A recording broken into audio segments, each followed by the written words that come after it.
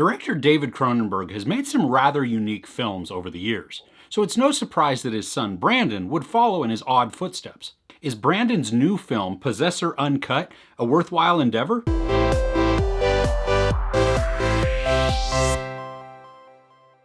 A secret organization uses a form of mind control to inhabit the brains of unsuspecting people. They do this in order to carry out assassinations for high-paying clients. This is a sci-fi horror that is certainly not going to be everybody's cup of tea. Andrea Riseborough, Christopher Abbott, Jennifer Jason Leigh, and Sean Bean star. The setting is a bit odd. All of the cars are from either the late 50s or into the early 70s and 80s, but the luggage is modern, and the characters have cell phones. And the technology that the organization uses to carry out the contracts is rather sophisticated. But it also has this retro look to it. And all of this works to create a sense of unease because we just don't know how to be grounded in a certain time. Everything is just kind of off a little bit, so no matter what we see, there's nothing that we can hold on to as a strong bearing of time. The concept is quite dark in this. I mean, it's almost like a new spin on the Manchurian Candidate. There's the use of mind control, but in this instance, it's done remotely. I mean, it's almost like the assassin is possessing the host. And thus we have the title, Possessor. I love the visuals that they use in this film. I mean, we get to watch as the possession takes place, as one mind overtakes the other, and what they experience, and just all of the visuals and how they represent that feeling. It comes across just very tactile. I mean, you can just feel it. And I like that they didn't really use any CGI, that a lot of it is practical effects in what they did. And they used some camera tricks and some bending of editing and stuff to really just morph the film a little bit to give us this odd and distorted view, but it still works really well. And it doesn't look like it feels pleasant either. I mean, as the camera bends and the light moves and we just get to see this shifting of mindsets, that it feels, or it looks maybe, like we have taken something that would alter our perception just a little bit. And it does exactly what it's supposed to do. I mean, it messes with our head even in those scenes where we just see odd visuals. And they create this uneasiness within us, and also a bit of intrigue, like what's going on? Do I like this? I'm not sure if I do, but yeah, I'm kind of digging it. The acting is done really well in this also. I mean, we have a conflicted person whose actions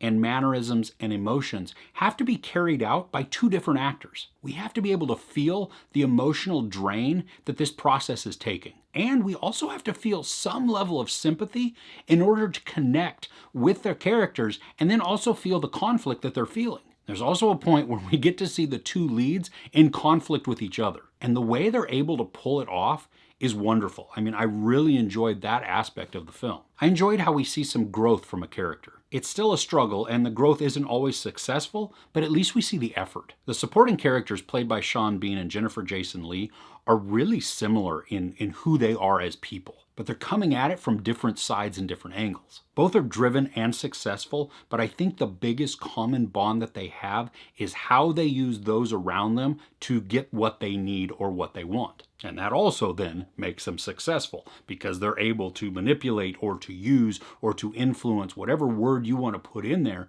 these other people, these people around them, to do their bidding. Now, most of the characters are not well developed. We do get enough of a sense of what's going on around them so that we get a grasp of the story and, you know, the interactions that people are having. So it makes it okay. But if you're looking for really deep connections for a lot of different characters and a lot of background on a bunch of characters, you're not going to get it. And we see some behaviors from Riseborough that I think could have been delved into more. And maybe provided a little bit more backstory, and that's only so that we can get into her head more. And she's the main character, so we really do want to be able to get inside her and really figure out what is making her tick, and then if she has any conflicts, if she has any doubts, if she has anything that's going on, that we fully understand that and can wrap our heads around it, and then either root for her or root against her, depending on how the character is created. This movie is extremely violent, and it's unflinching at parts. There were a couple of times that I squirmed, and I even audibly reacted at one point. But that being said, I wouldn't say it's any more violent than, say, something like Sweeney Todd. The level of violence isn't anything new, I just wasn't expecting it, and so it did catch me off guard. They use a lot of neutral and drab colors, and so what this does is it just creates a depressing tone throughout the entire story. But they do interject little bits of bright reds or bright blue hues that mess with us also, because it really does change the mood and it completely contrasts with everything that is just kind of those neutral tones throughout most of the movie. The story does have a little bit of a slowness to it. I wasn't bored at all, but you have to understand that there is a patience to the way they're telling the story. Overall, this is a pretty depressing story, and I don't really see any way that the outcome of this can be anything but dour. And at points, it takes us full on into depressed mode.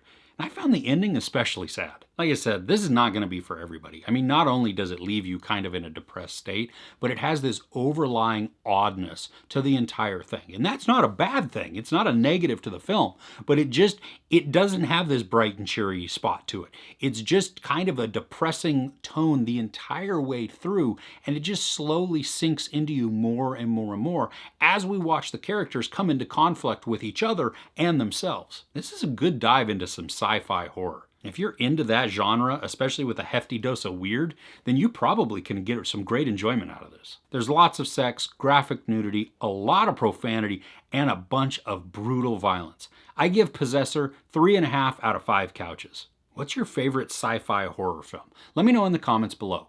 If you enjoyed this review, please give it a like. Also, don't forget to share and subscribe. I'm Chris. This is Movies and Munchies. Thanks for catching with me.